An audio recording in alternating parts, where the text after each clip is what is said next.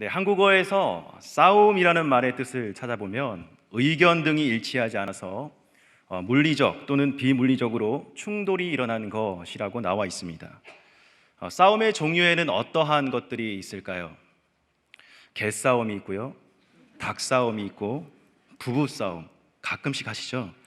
말싸움, 논쟁, 전쟁 등 여러 가지 종류의 싸움이 있습니다. 이 싸움의 특징을 가만히 살펴보면 이 싸움의 원인으로 좋은 것이 하나도 없다는 것이에요. 그러니까 왜 싸웁니까? 라고 물어보면 좋은 이유에서 싸우는 것이 하나도 없다는 것입니다. 우리가 어쩌다가 가끔 하는 부부싸움의 원인은 무엇입니까? 너무 사랑한 나머지 부부싸움을 하십니까? 너무 배려한 나머지 부부싸움을 합니까? 아니지요. 부부싸움의 원인은 자존심과 증오와 또 욕심과 착각과 오해입니다. 여기서부터 부부싸움이 시작되는 거예요. 좋은 원인에서 비롯되는 것이 없습니다. 이 싸움에는 승자와 패자도 없습니다. 싸움의 결과는 항상 사람들을 힘들게 만듭니다. 그런데 우리는 이 싸움을 살아가면서 계속 하더라는 것입니다. 젊어서도 싸우고, 늙어서도 싸우고, 집에서도 싸우고, 학교에서도, 직장에서도 싸웁니다. 심지어는 교회 안에서도 싸웁니다. 요즘 같은 시대에 어떤 이들은 할 말은 다 하고 살아야 되지 않느냐라고 이렇게 이야기합니다. 그리고 마음속에 있는 분노를 가지고 살면 병이 되니까 어떻게든 이 분노를 표출해야 되지 않겠느냐라고 이렇게 이야기합니다. 하지만 여러분, 성경은 우리가 싸워야 될 싸움은 그 싸움이 아니다라고 이렇게 이야기합니다. 번지수가 틀렸다라고 이야기를 해요. 우리 마음속에 분노와 적개심에 의해서 싸우는 싸움은 아니다. 그것으로 너희의 인생의 시간을 낭비하지 마라. 이렇게 말합니다. 그 싸움이 아니라 다른 싸움을 하라고 말하는데요. 그 싸움이 무슨 싸움일까요? 바로 믿음의 선한 싸움입니다. 12절 말씀, 오늘 12절 말씀에 보면 이렇게 나와 있습니다. 믿음의 선한 싸움을 싸우라. 저를 따라해 보시겠습니까? 믿음의 선한 싸움을 싸우라. 오늘 본문 12절 말씀을 보면 사도 바울은 그의 영적인 아들 디모데에게 믿음의 선한 싸움을 싸우라 이렇게 이야기합니다. 이것은 단순한 권면의 말이 아니에요. 명령입니다. 이 싸우다라는 말은 헬라어로 아고니조마이라고 합니다. 이 용어는 전쟁 용어입니다. 그리고 운동에서 경기를 할 때 싸우다라는 의미로 쓰입니다. 그러니까 전쟁에서, 경기에서 어떤 사람이 대충 하겠습니까? 필사적으로 하겠죠. 믿음의 선한 싸움을 필사적으로 싸우라는 것입니다. 그렇게 명령하고 있습니다. 그러면 왜 믿음의 싸움을 필사적으로 싸워야 하는 것입니까? 오늘 우리가 읽었던 디모데 전서는 목회 서신입니다. 사도 바울이 당시에 에베소에서 사역하고 있던 디모데를 향해서 쓴 서신입니다. 사도 바울은 에베소라고 하는 곳에서 가장 오랫동안 머물면서 그곳에서 사역을 했었고, 그곳을 떠나면서 그의 수제자였던 디모데를 그곳에 세워놓고 왔습니다. 홀로 남겨진 그 디모데가 리더십을 발휘해야 하는 그 에베소는 로마에서 가장 중요한 도시 중 하나였습니다. 그곳은 물질적으로 부족함이 없었습니다. 풍요로운 곳이었습니다. 부요함이 넘쳐나는 곳이었습니다. 먹고 사는 것에 대한 문제가 전혀 없는 곳이었어요. 그리스 철학이 발달해서 지식과 지혜도 풍요로운 곳이었습니다. 네, 아무런 문제 없이 살아갈 수 있는 가장 좋은 곳이었어요. 하지만 기독교인으로 그곳에서 살아가기에는 영적인 불모지와도 같은 곳이었습니다. 늘 믿는 자들을 넘어뜨리려는 영적인 유혹과 공격이 있는 곳이었습니다. 사람들은 여러 가지 신들을 섬겼지요. 특별히 아데미 여신, 그 신상을 크게 만들고 그것을 위한 성전도 크게 만들고, 그래서 많은 사람들이 그곳에 찾아와서 경배하도록 했습니다. 아니, 세계 여러 나라 사람들이 그곳에 그 아데미 여신상에게 절을 하기 위해서 찾아왔다고 합니다. 그곳 사람들은 그것이 하나의 자랑거리였어요. 뿌듯하게 여겼습니다. 그래서 사도행전 19장 34절 말씀에 이렇게 나옵니다. 크다 에베소 사람의 아데미여 하기를 2시간이나 하더니, 이 아데미를 섬김에 있어서 2시간씩이나 정말 간절함을 외치면서 이렇게 이 신상 앞에 절을 하는 사람들이 많았다. 당시의 분위기가 이러했습니다. 이러한 상황 속에서 복음을 전하는 것 쉽지 않았을 것입니다. 믿는 자로서 정체성을 가지고 살아가는 것 쉽지 않았을 것입니다. 교회가 든든히 세워져 가는 것 너무나 힘들었을 것입니다. 바울은 그곳에 선 디모데에게 이러한 상황을 돌파하기 위해서 믿음의 선한 싸움을 싸우라 라고 이렇게 명령하였습니다. 오늘 디모데전서 6장 12절 말씀, 우리 12절 말씀 처음부터 끝까지 함께 읽어보겠습니다. 시작.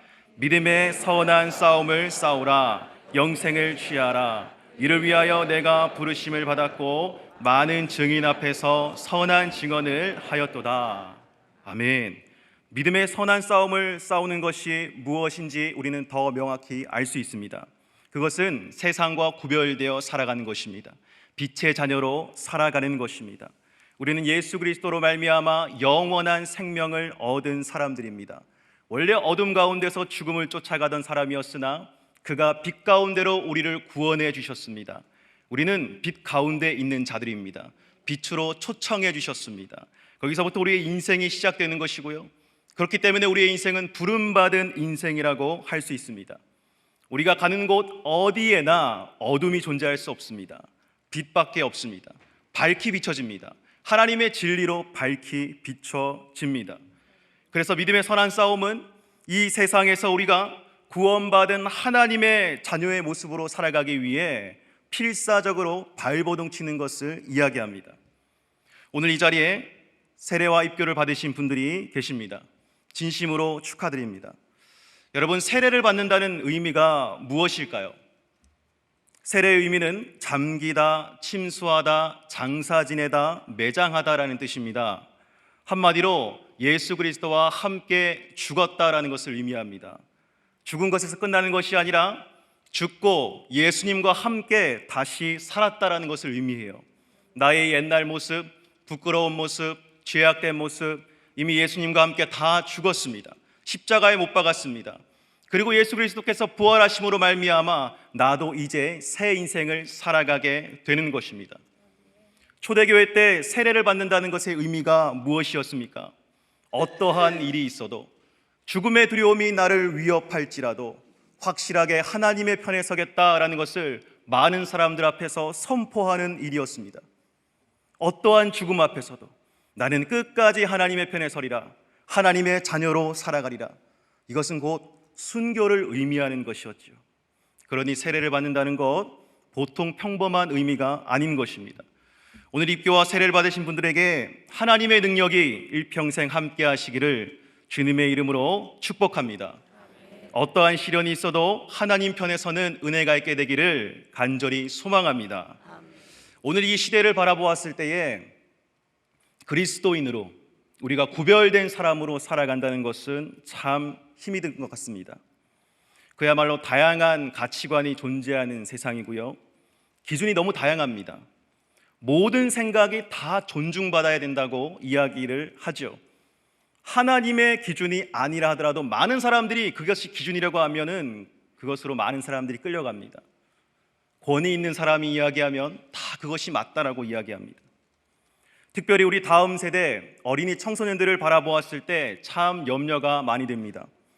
우리 다음 세대는 미디어의 영향력이 큰 세대라고 하지요. 그 안에서 그들만의 생각이 펼쳐지고 그들만의 세상이 펼쳐지고 있습니다. 만 3세에서 4세 그 아동들의 하루 평균 미디어의 이용 시간이 4시간 8분이라고 합니다. 그러니까 스마트폰, 그 유튜브에서 다양한 가치관과 생각들이 그 아이들에게 전달되어지고 있는 것이에요. 부모님들은 어쩔 수 없다라고 합니다. 그런데 어쩔 수 없는 그 시간 동안 이미 그 세대는 우리 세대와 점점 멀어져 가고 있는 것입니다. 요즘 가상현실, 메타버스라는 것이 큰 이슈가 되고 있습니다. 어른들은 돈이 되니까 여기에 참 관심을 많이 보입니다. 그런데 아이들은 여기에서 자신들이 인정받는 것 같으니까 관심을 보입니다. 그 안에서 자신의 캐릭터를 만듭니다. 그리고 자신의 정체성을 거기에서 만들어갑니다. 근데 이러한 상황 속에서 교회 학교를 지킨다는 것 또한 얼마나 어려운 일이겠습니까? 코로나의 직격탄으로 인해서 교회 학교의 절반이 거의 문을 닫은 상황입니다. 다음 세대가 줄어드는 추세, 이러한 추세라면 이제 20년 뒤에는 작년 출석 인원의 약 10% 정도만 교회 학교에 출석할 거라고 이렇게 이야기합니다. 한마디로 교회 학교에서 아이들을 보기가 힘들어진다라는 말입니다. 이러한 때에 교회 학교 교사로서 그 자리를 지킨다는 것, 그것은 바로 믿음의 선한 싸움을 싸우는 것인 줄로 믿습니다. 오늘 근속교사, 디모데 교사 시상식이 있죠. 코로나로 인해서 참 어려운 시기에 우리 믿음의 교사들이 그 자리를 잘 버텨줘서 정말 고맙습니다. 힘들지만 그 자리에 잘 버텨줘서 참 감사드립니다. 다음 세대를 섬기는 것은 한눈에 변화가 보이지 않습니다.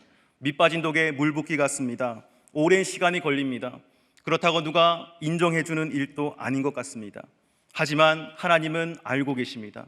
묵묵히 우리가 다음 세대를 위해서 씨앗을 뿌리고 그들을 가꾸고 하는 그 시간 가운데 하나님께서 우리의 모든 행실들을 바라보고 계시고 잘한다고 칭찬해 주실 것입니다.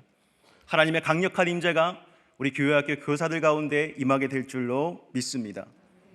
예수님과 함께 동행하며 빛의 자녀를 세우는 그 일에 힘을 다하는 우리 교회학교 선생님들에게 하나님의 은혜와 축복이 함께 하시기를 간절히 바랍니다.